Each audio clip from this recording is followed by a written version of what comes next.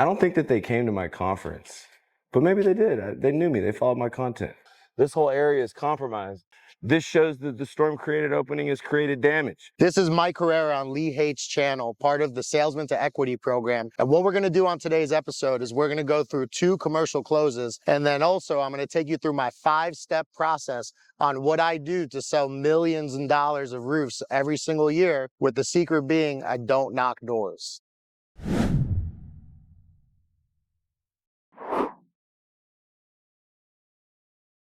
Okay, she's here? Yeah, she's here. Okay, we so can meet inside. Okay, let's go inside. All right, we're gonna get started. She's gonna catch up with us, but I'm sure there's gonna be plenty of questions. And number one, Paul, my name is Lee. I'm the owner of RRCA. And I want to say thanks for the opportunity. Been trying to get in touch here and solve y'all's problems. Our company's been in business for 30 years, and it's a family business, my dad and I. This is what the group has looked like. This is what we do after a storm, is help people that have been affected by hurricanes. And so our company's based out of Naples. We do have an office here locally. Tons of experience with these claims. We finished the Coke Hill condo, already went through the claims process, documented damage, met the adjuster, no attorneys, no public adjusters. We built the roof. We put the stone-coated steel on the roof like you have, but we did it the right way. And we're finished next door, right up the road. Start to finish, roof paid for by the insurance company, completely done. And so the damage on their property, it was, to older roofs. You have some newer roofs and you have a different set of problems, but we have a numerous amount of condos here. So Paul, you kind of took control of this thing here recently? Oh, it's a long story. Okay. Well, I was president last year. Yes, sir. And I had some serious health problems in June and was really out of commission for most of the rest of the year. And so then this year I did not want to be president, so I was vice president.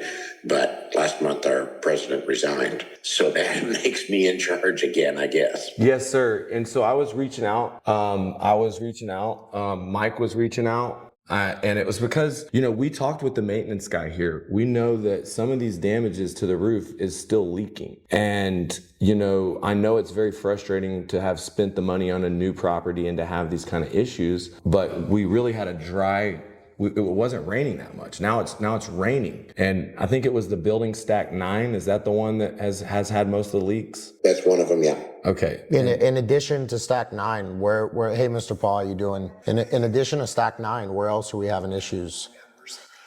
Well, Mercedes is more up on that than I am, but so we have 2 kinds of issues. We have some windows that were not installed right, that are leaking, and we have some roof leaks, and so sometimes we're not sure which is which.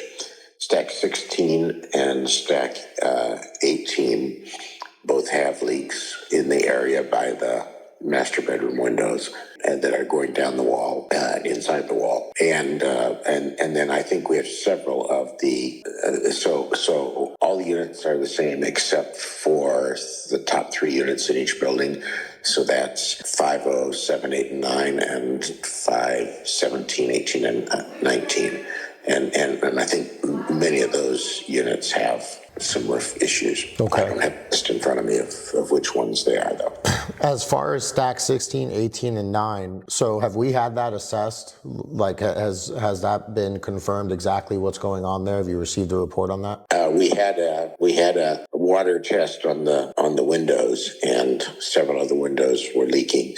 That does not ensure that some of the leaks aren't coming from the roof, though. Okay. In other words, just because a window is leaking doesn't mean that all the water that's coming in is from that window. I gotcha. No, I wholeheartedly can tell you that right where you're looking at right there, water is actually coming in. There is other places where metal hit the TPO that is another place where water's coming in. I have a forensic water camera here. We're going to get up there. We're going to find out where water's coming in. Number one job for us before we do anything for talking about repairs or replacements is we want to just waterproof and stop the water from coming in further. Absolutely. I mean, and so if we were to just sit here and tell you that we'll give you a quote to make the water stop coming in, that's the first concern. Wouldn't you agree? Well, yeah, we've been trying to get it stopped for a while, so. Okay, great. So we actually do that, and we work for basically the complete project, and that's the first steps. That's what I would do. But I guarantee you that we need to cover where, because what you're looking at right there, the screws have been pulled out of that underlayment, and where that screws were, there's 6-7 screws. Every 4 feet, there's holes. And so you're looking at a section of the roof that literally has holes all in the roof that hasn't been covered up all since the storm. And which deck is that over? This one is over, I think, 8 or 9. But what you have is an easy way for me to go in here and mark the temporary repairs and stop the water from coming in. It's not going to be easy stopping all of it, but it's going to be pretty easy to go up here, recognize that this is an area that's causing a problem, cover this with peel and stick underlayment, and stop the water. Correct. And so it needs to be done as soon as possible. And it's not a very expensive fix. So I want to do it and earn your business, but that type of damage needs to be covered up as soon as possible. Okay, and how do we know what the cost will be of that temporary fix? Well, typically what we do is we look at the total scope of the project. We'll do whatever you want to do, because this is a new roof, right? It was installed about a year ago, correct? We're very much aware that for right now, if the hurricane caused damage, even though it may have been poorly installed, the hurricane still caused the damage. And so we want to report on our insurance all the damage that the hurricane caused. And after that, we'll figure out if there's need for us to deal with the poor installation. Well, it's pretty important that we move quick, because the deadline to file is coming up quick. So, Mr. Paul, the way that we work with insurance, a lot of times you want to think that your insurance company is going to come out here and they're going to see eye to eye on everything and everything's going to be reported. But what we do is we meet with that field adjuster when he comes out here, and as licensed roofers, we're able to go over the damage and ensure that his report is as comprehensive as possible. And we send our own reports, and everything we do is contingent upon approval, meaning we will work with the insurance company to get these damages covered, and you as well. And if they don't get covered, then we have no job. So we're directly aligned in this project together. Do you see what I'm saying? I do. And that's what we did. Coquille right down the road. Average unit there is over $1 million. 4 lawyers on the board. We presented the case. The insurance company didn't want to pay for replacement. We made them pay for replacement. They offered $800,000 the first time. After working with them back and forth, no attorneys, no public adjusters, we got it to $1.2 million. And we're doing a complete roof, siding, gutter. We're doing some paint work. Now, your claim's going to be different because you have basically a very large deductible on the tall structures. What's the deductible on the tall structures? 500,000, I believe. Well, that's not a big deductible at all. That's each building. Okay, so it's $1 million. Is that right? I think so. Okay, perfect. Well, the roof is not the only thing damaged. The windows need to be tested, and my guess is the majority of these windows have not been replaced. Is that correct? Yeah, I don't think any of the windows have been replaced as a result of the hurricane. There may have been 1 or 2 that were in process of being replaced. And so, they weren't replaced because of damage. They were old original windows that the owners wanted to get replaced. And some of that checking the windows is already in motion. And is Mercedes not? I thought you said I called her. We called her. We couldn't get her. I thought she was down here. She's on site. She's on site. I called her and couldn't get a hold of her. Couldn't get a hold of her. Yeah. Do you have her cell phone? She is much more knowledgeable. She has really headed up the insurance side of things, and she's much more knowledgeable than I am. Okay. I have tried to listen in to calls and to do various things, and what I was hoping to do today was mostly listen in as Mercedes went over it with you. So okay, yeah, I know less than she does about it. Okay, but you know that you haven't filed a claim. We have filed a flood claim. We have not filed a wind claim yet. So what we see here is a clear roof that's damaged, windows that are damaged, interior damage, clear damage to the carports. Damages that exceed the deductible far. In order to document it correctly, we'll work with a team of engineers. The engineers will come in and they will test all the windows. Dynamic is doing that. And, okay, good. And I believe that's in motion. The testing of all the windows is in motion, or at least a random sampling of the windows. Okay, testing. That's good, because we start with the sampling, and what you want is a general contractor. So my company specializes in the insurance restoration side of it, and what we do is we specialize in documenting it and working with engineers like Dynamic. I'll show you some of the projects that we're on. This one was a $5 million roof. It was on a casino. It happened after a hurricane in Louisiana, but we had to work through the whole insurance process. One thing's for sure, you need a general contractor out here. That's what we do. And so putting an estimate together for the stone-coated steel, the TPO, putting an estimate together for the garage roofs, that's only the beginning. An estimate needs to be put together for a window contractor to address all the damages to the windows, to the interior damages that have happened from all of the leaks, and for basically an emergency repair to get put onto your roof. Like immediately your policy says you got to stop water from coming in and do something. And so since it's been 8 months and there's been no action, we want to take some action before the insurance company comes out, and we want to basically send them proof of loss that says this is how much your damage is worth, here are the pictures, and we meet the adjuster just like out at Coquille and show them everything. And basically you have to have, like this project here, the insurance company ended up disputing our numbers. They ended up denying the claim. If you ask what's the catch, well, you have a 1.5-year-old roof. There's sections of it that are damaged. Mike, is this a no-brainer to get approved from the insurance company right off the bat? There's going to be some work that we're going to have to do here. What do you mean by that? We're going to have to meet with the engineers. We're going to have to meet with the adjuster when he comes out. So when he sends out a field adjuster, when the insurance company sends out the field adjuster, they don't always spend the time that they should at the property giving it a good look. So we meet here on site with them, and as roofers, we specialize in finding some damage that may be hidden. So with the carports, in our report, we're going to send that report to you. There are tile sections where you can see that there's clear-cut damage. But what there's a lot of that you need to investigate and find and really bring to the insurance company's attention is likely loose tiles or potentially screw pops and things that could be considered hidden damage. In summary, is this all making sense, Mr. Paul? Yeah, and we're aware of that. How do you work with hand in hand or whatever with public adjuster if public adjuster's involved? So we would work with the public adjuster, and a lot of times we complement each other. So is a public adjuster already involved right now?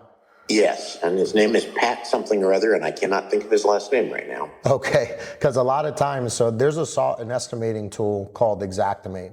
So public adjusters have it, insurance companies have it, and then we have it as contractors.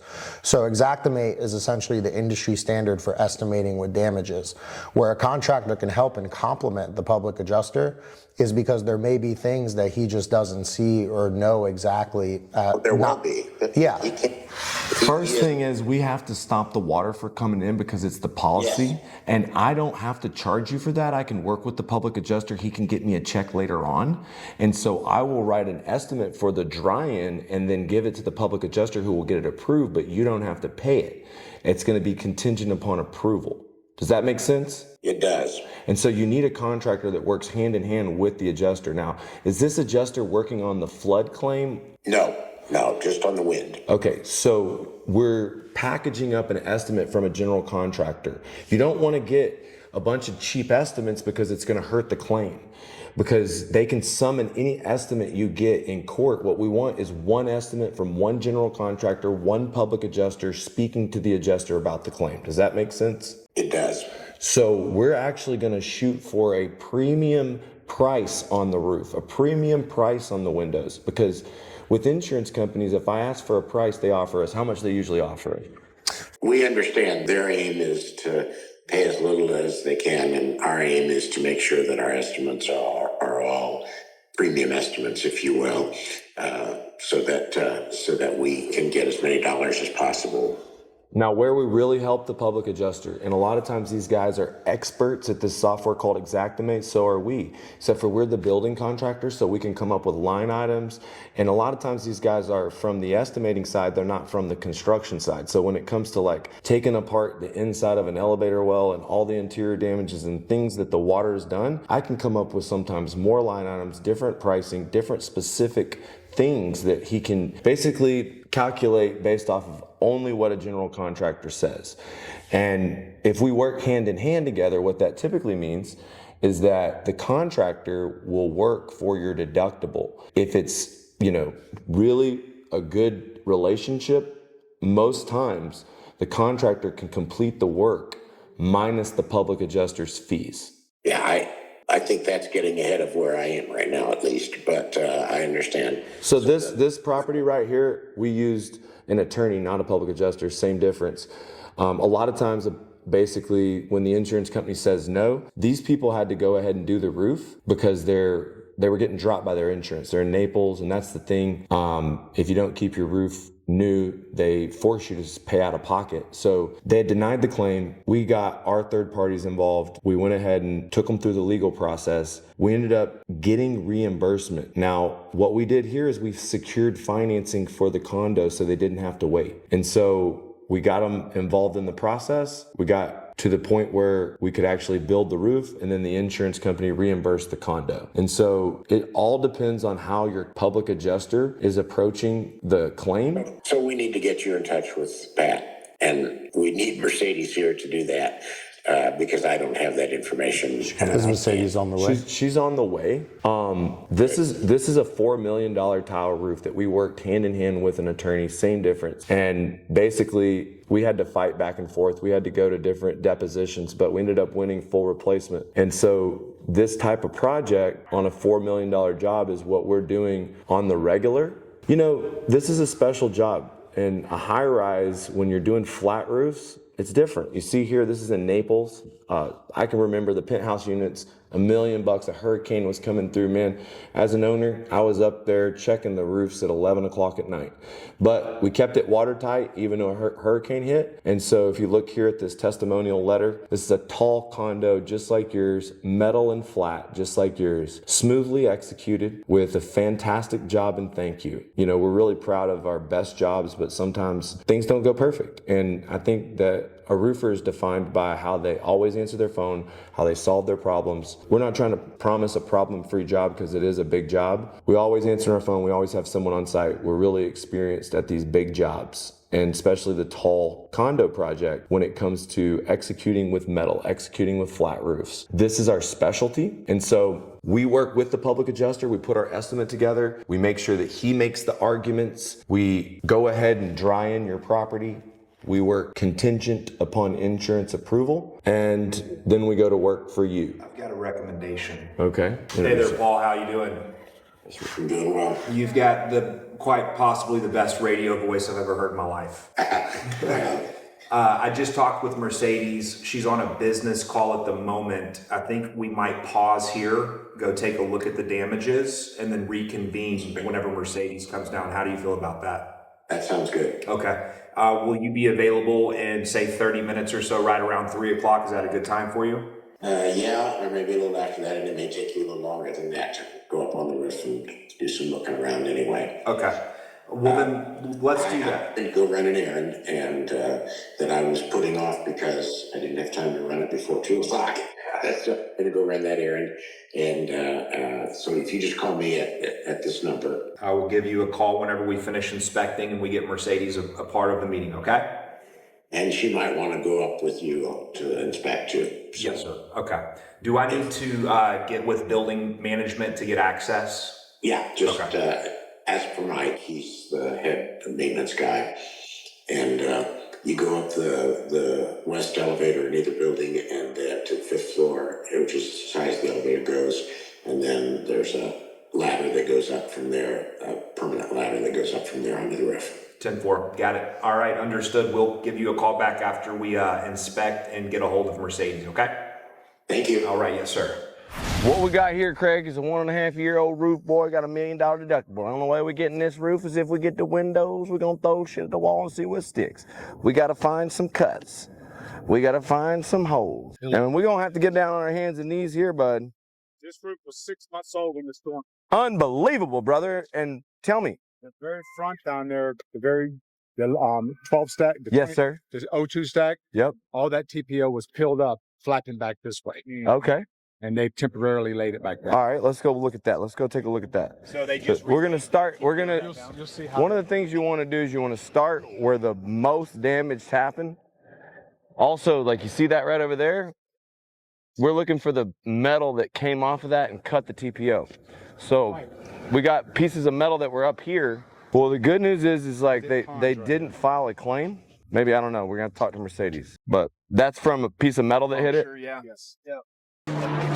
Most roofers are afraid to make the leap. That's from insurance to retail. This is $1 million retail roofing project. I used to be afraid of giving out bids, of giving a cash price. And that's why I was stuck dependent on the insurance tit for years. Cash flow was tough. Even though I could create tons of revenue, I wasn't very consistent. See, my most successful students, one of which got an offer to $24 million offer from private equity. He's all retail. He's all repairs. He taught me that it's a successful balance between insurance and retail. And if you click the link below, I'm going to break down exactly what he did to go from $3 million in sales to a $24 million offer, and what I did to shift. When the Florida insurance market collapsed, I had to go retail. I had to go commercial, high-end residential, and that typical asphalt shingle game. All the while, I'm going to show you exactly what I did. I got paid for my jobs exactly when I was finished, regardless if it's insurance or retail. Click the link below. Inside of this training, I'm going to show you the new way to create leads without using Facebook. Sometimes Facebook can be a high cost per acquisition. I have a better way now. If you click the link below, I'm going to show you how it works. See you inside. All right, so here we go. Yeah, we got definitely a cut here. It's not addressed. This is a fully adhered TPO system. So when the wind comes and pulls this thing, this has to be able to like pass an uplift test. So when we come out here with an engineer, we're actually going to pull up on this, and if there is any separation between the insulation and the TPO, then the roof is damaged. As you can see, the imperfections right here means that the thing's not quite set down. You know, you got damage to the TPO, but you got a fully adhered system and the roof's not blown off. So on this TPO roof, you're gonna have to use basically an engineer, and you're gonna have to show that storm created openings, like the metal might have been flopping over the top here, so you're gonna have to find cuts like right here to the TPO, little storm created open. It's like there was a piece of metal here that stained it and then there was a cut. This is gonna be a hard case to get the insurance company to pay right off the rip. The main thing is these people, we told them to file a claim. They didn't file a claim at first, or maybe they just did the repairs. Here, you really don't want to do this. You don't want to start doing TPO repairs. This is storm damage. Roof's been ripped and stripped. You might think this is temporary, but the insurance company, they're going to show that this shows you can repair it. You can see all the different cuts to the TPO. You see that cut right there? This temporary repair didn't cover that cut. If more than 25% of this TPO roof has to be replaced, or if through manufacturer spec pulling up the side of the TPO affects the whole roof, or more than 25% of the roof, this is the reason why the roof has to be replaced. Showing that there's moisture trapped under this brand new roof. Like if I'm gonna come out here a day after it rains and I find a cut or penetration right here, there's no water up top, but my FLIR camera, I take a picture right here and it shows there is moisture right here. That would show that the storm created openings got water trapped in the insulation. A wet insulation is a damaged roof. It looks fine, but it's not fine. all the way that needs to. Oh, here we go. Yeah. We're ripped and stripped. This is the best place where the roof has completely been pulled off of a fully adhered system. Now, this whole area is compromised. Obviously, you've got these systems right here. This whole thing's flapping. Now, they paid good money for this roof, $1 million. This section of the roof, the problem is they've already demonstrated they could do a lot of repairs, and we're going to argue that we have to get replacement. What do you have to do? You have to show a lot of storm created opening all throughout the roof. You got to show that the roof fills, that the roof will fail an uplift test. Like obviously, if I pull up on the roof, it fails right there. But does it fail right here?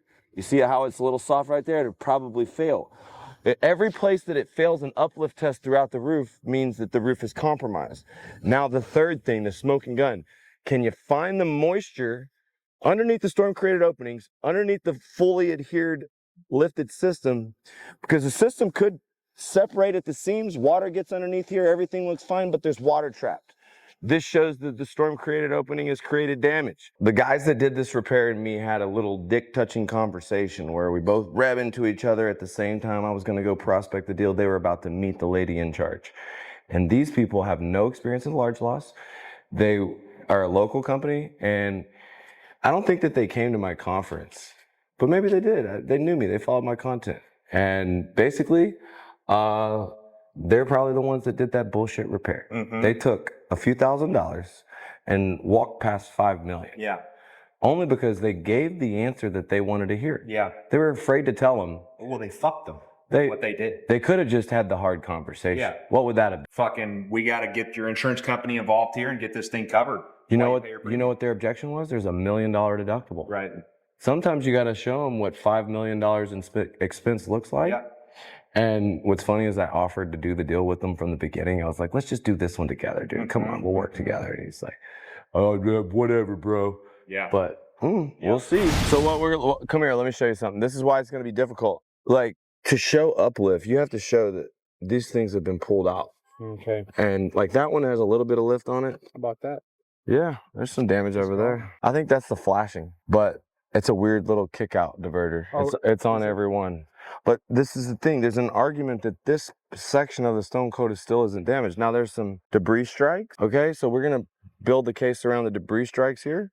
This is demonstrating. This is what you don't do, guys. The roof got blown off here. It cut holes in the roof.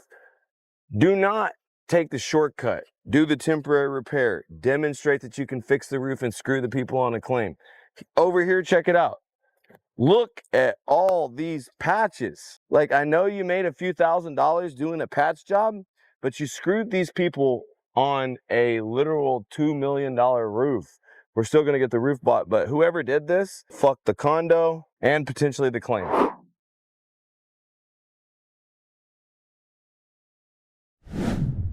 Here we go. Hello. Hi. Dr. Cersei? Yeah. Lee Haight. Nice to meet you. Hi. These are condos? These are all yours, right? Correct. Okay. Single owner. That's what I thought. Very good.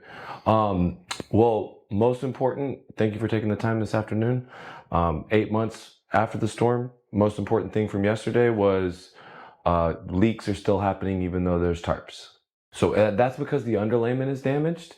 And that is going to be how we fix this property is we replace the underlayment. Okay. So we just left Siesta Breakers. This is us. We've been in business 30 years. And see this forensic documentation? We've got to go inside of all of the attics and show the water coming in and do a complete moisture test, put an estimate together in the insurance software Xactimate. This was a $5 million roof claim. We've been doing these large commercial projects. And for someone like you, like this property right here is like yours. They had a leak. They did not know they had a claim. And when we fixed their leak, we said, hey, we need to get the insurance to pay. And a lot of times the insurance companies, they delay, they deny responsibility. Well, the insurance company denied this claim. We ended up winning $2.5 million. Full replacement. It was a condo, went back with a metal roof. I highly suggest getting a metal roof that looks like tile. It's a lot less maintenance, and it lasts a lot longer. It's also more energy efficient. Sort of our specialty, this one's a $4 million condo claim that we had to work with engineers and attorneys to get approved. You only have a couple of months to go ahead and call this in. This is right up the street in St. Pete. The idea is pretty simple. Sky Diamonds! That's when hail and hurricane drops money from the sky. If you're a roofing company, there's a gold rush. Scale the roofing company to 8 figures. You can exit for 8 figures in profit. Like my boy Richie Coletti, he was on these $1 million roofs with me only 18 months ago. Now he's doing $3 million in profit, getting $24 million offers, and I want to show you exactly what he did. He's retail, he's repair, he's leak busters. Look, he's not the only one. We got our guy down there, Daniel Cloto. Heard about me through Dustin Poirier. Now he's making $1 million a year without a storm. Click the link below. I'll show you how I went from just an insurance dependent guy. This was a retail job, and I just want you to know I wasn't always a retail roofer. I get paid when I'm done with the jobs, and I'll show you exactly how to make the transition from insurance to retail. Click the link below. Best training I've ever done. See you inside. Step 1 of the process, fortune is in the follow-up. If you can't follow up, you don't deserve the job and you don't deserve the lead. Now, for you to follow up, what you're going to need to do is enter all the key accurate details and information. So this is where you're going to put your discussions with the homeowner, any pertinent details to the situation going on there, and you're going to make sure that all your information is accurate and confirmed to be accurate. And this will allow you to do what I call touching. So touching is where you're going to be either texting or calling at, you'll read the customer at a frequent rate to know how many times they're going to need to be touched to give them that service that they need.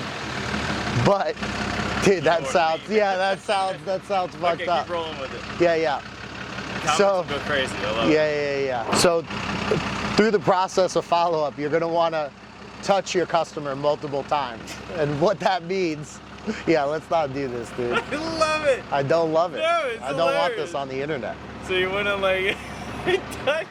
With the accurate details and the accurate information you've collected, this is going to allow you to engage with the customer in a more effective way. You're going to want to ensure that you're following up frequently and with purpose to be able to give them that 5-star service and then get a review and a referral in the end.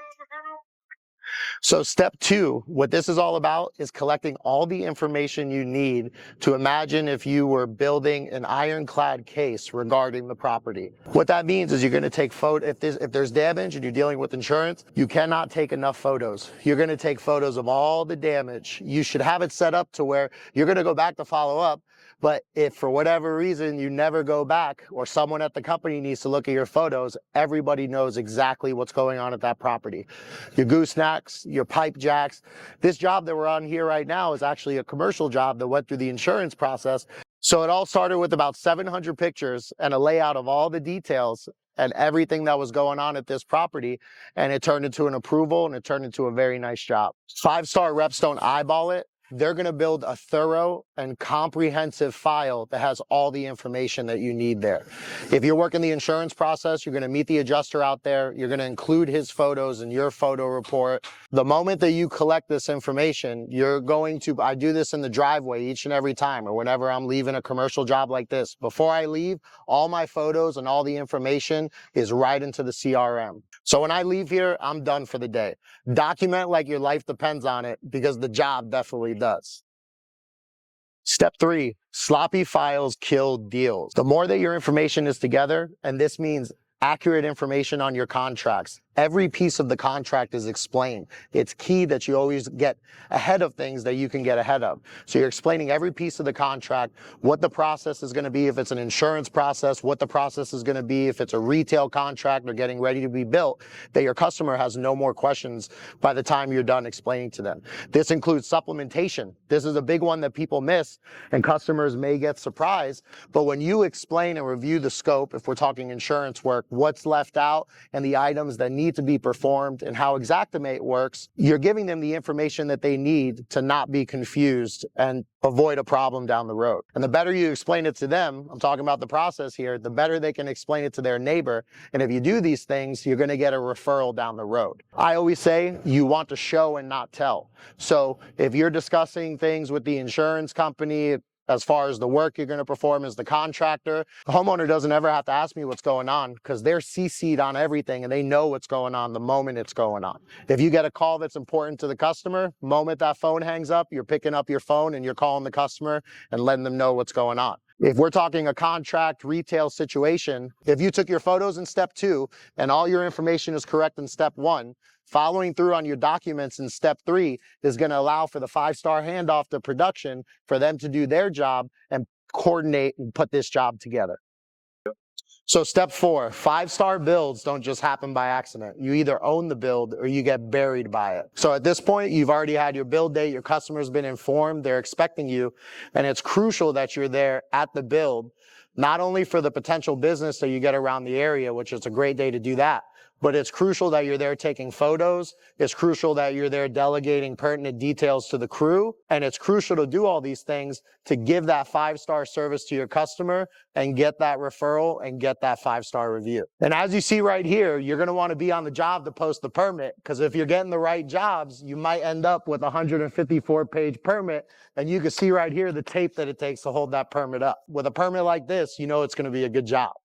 Step number 5 is all about job closeout, and a big part of that is asking for the review. If you fail to ask for the review, you're robbing your future self, because those reviews, when they add up, when you get 50, 100, 150 reviews, every interaction you go into henceforth with a prospect, bringing those reviews makes a pretty big difference. But that's not all. Once you've got your reviews and set up your future, this job closeout is when you're getting the final check. This is when you're going to do a customer completion form. And it's very important you get that customer completion form, because that form is an in-writing acknowledgement that everything was done and everything was done correctly. Those two things are going to come first. Collect your final payment, customer completion form, and get the review, get the referral, and then you're done. So if you like content like this, make sure you subscribe and follow Lee, because we're going to keep content like this rolling out.